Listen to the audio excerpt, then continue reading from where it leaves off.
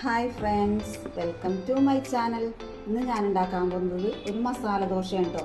മസാല ദോശയ്ക്ക് ആവശ്യമായ ഇൻഗ്രീഡിയൻറ്റ് ഉരുളക്കിഴങ്ങ്, ഒരു വലിയ ഉരുളക്കിഴങ്ങാണ്ട് ഞാൻ എടുത്തിരിക്കുന്നത്. ക്യാരറ്റാണ് ഉപയോഗിക്കാം. ക്യാരറ്റ് ഇവിടെ മക്കൾക്ക് ഇഷ്ടമല്ലാത്തതുകൊണ്ട് ക്യാരറ്റ് ഉപയോഗിക്കുന്നില്ല. ഇത് നമുക്ക് അല്പം ഉപ്പിട്ട് കുക്കറിൽ അല്പം വെള്ളവും ഒഴിച്ച് നമുക്ക് കുക്കറിൽ വേവിച്ചെടുക്കാം. ദോശക്കായിട്ട് മസാല റെഡിയാക്കുമ്പോൾ ഉരുളക്കിഴങ്ങ് നമുക്ക് പുഴുങ്ങാൻ വെച്ചേക്കണം. ആ സമയത്ത് നമുക്ക് അതിനുള്ള മസാലക്കുള്ള മറ്റു ഇൻഗ്രീഡിയൻറ്റ് റെഡിയാക്കാം. ഒരു ചെറിയ സവാള, ഒരു പച്ചമുളക്, ഇഞ്ചി, വെളുത്തുള്ളി ചതച്ചത്, കറിവേപ്പില, ഇത്രയും മതി. നമുക്ക് ചീഞ്ചട്ടി വെച്ച് ചൂടായിട്ടുണ്ട്. നമുക്കിത് വെളിച്ചെണ്ണ ഒഴിക്കാം. വെളിച്ചെണ്ണ ചൂടായിക്കാൻ നമുക്ക് കടുക് ഇട്ട് കൊടുക്കാം കേട്ടോ. കടുക് കുത്തിയിട്ടുണ്ട്. നമുക്കിത് കറിവേപ്പില ഇടാം. അതിന് സവാള,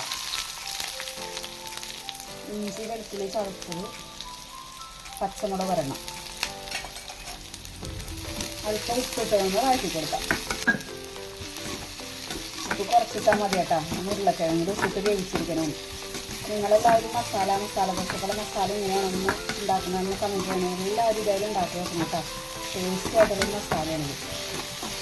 ചിലർ കടയിൻ്റെ ഒപ്പം ഇതിന് താളിക്കാറുണ്ട്. ഞാനത് ഇഷ്ടമല്ല. എനിക്ക് അങ്ങനെ കഴിക്കണമെന്ന്. സവാളയും പച്ചമുളകൊന്നും അധികം പാടണം കേട്ടോ. പച്ചപ്പൊന്ന് മാറിയാൽ മതി. സവാളയുടെയും പച്ചമുളകിൻ്റെ ഒക്കെ പച്ചപ്പൊന്നൊന്ന് മാറിയിട്ടുണ്ട്. നമുക്ക് പൊടികളിടാം.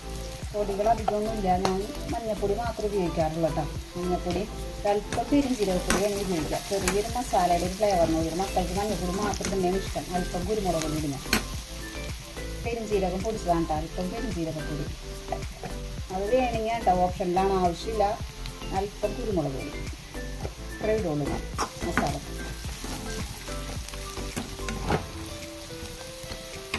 ആ സമയം നമുക്ക് എൻ്റെ പച്ചമുളക് മാറിയിട്ടുണ്ട്.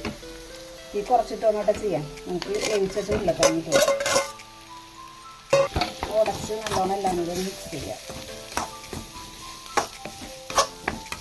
ഇത് മസാല ദോശക്ക് മാത്രമല്ല കേട്ടോ, ചപ്പാത്തിക്ക് പൂരിക്കൊക്കെ ഈ ഉരുളക്കിഴങ്ങ് മസാലക്കൂട്ട് നല്ലതാണ്. ഈ സമയം ആവശ്യമെങ്കിൽ ഉപ്പിട്ട് കൊടുക്കണം കേട്ടോ. എൻ്റെ അല്പം ഉപ്പ് കുറവുണ്ട്.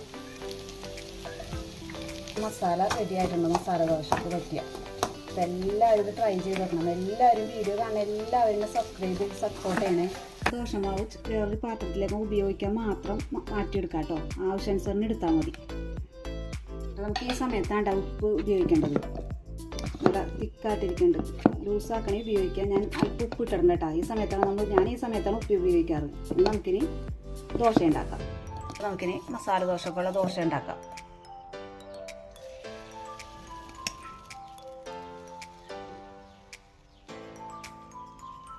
എല്ലാവരും ഇത് ട്രൈ ചെയ്ത് നോക്കണേ. വീഡിയോ കാണുന്ന എല്ലാവരും സബ്സ്ക്രൈബ് ചെയ്ത് സപ്പോർട്ട് ചെയ്യണം കേട്ടോ. ദോശ പരത്തി കഴിഞ്ഞു. നല്ല നൈസായ ദോശ. പാൻ അധികം നല്ല ചൂടാവരുത് കേട്ടോ. ഒരു മീഡിയം ചൂടാവാൻ പാടുള്ളൂ. നമ്മൾ ശ്രദ്ധിക്കണം. ദോശ മുരിഞ്ഞു വരട്ടെ. ദോശ മുരിഞ്ഞു വരുന്ന സമയം കൊണ്ട് നമുക്ക് അല്പം നെയ്യോ ഓയിലോ ഉപയോഗിച്ചിരുന്നു. വെളിച്ചെണ്ണ ഉപയോഗിക്കരുത് കേട്ടോ. ഓയിലോ നെയ്യോ ഉപയോഗിക്കാം. സ്പ്രെഡ് ചെയ്ത് കൊടുക്കാം.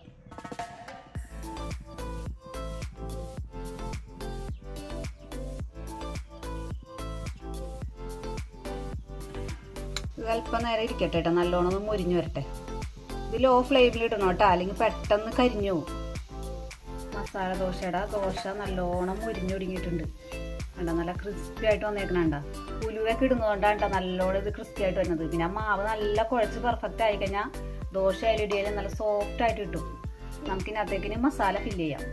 സൈഡിലാക്കി വെച്ച് കൊടുക്കാം കേട്ടോ.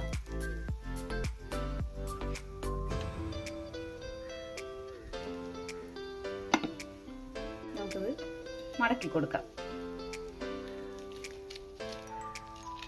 ടേസ്റ്റി ആയിട്ടുള്ള masala dosa ready. Okay, by.